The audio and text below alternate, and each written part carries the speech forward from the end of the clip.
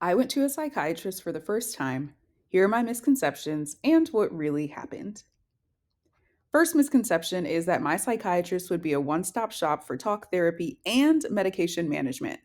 I didn't think that I would necessarily need like a psychiatrist and a psychologist. I was wrong. The reality is that my psychiatrist insisted that she is one part of a network of care for me, including a therapist and my primary care physician.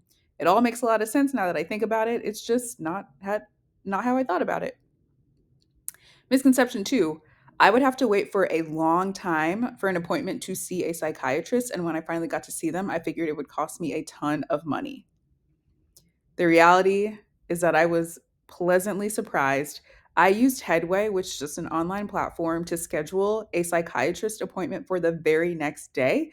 I went on Headway on a Friday and I had my appointment on a Saturday, and it was just $25 for the appointment.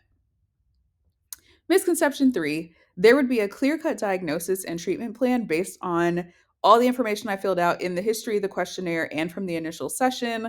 And, this is probably the most obvious one that is not aligned with reality because although from the conversation, the psychiatrist did come up with or like did kind of land on a likely diagnosis and a sense of like how we would continue to monitor and track progress and track treatment long term. I just was really hoping, honestly, that I would come out, like, with a clear-cut answer, but that is not what happened. Overall, I'm really, really glad that I made this appointment.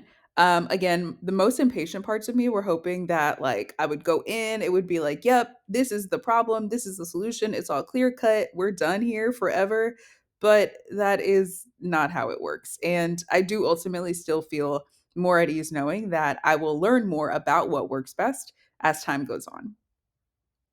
I also fully acknowledge the privilege of being able to see any sort of mental health professional and having insurance that covers that appointment because mental health care should be accessible for everyone.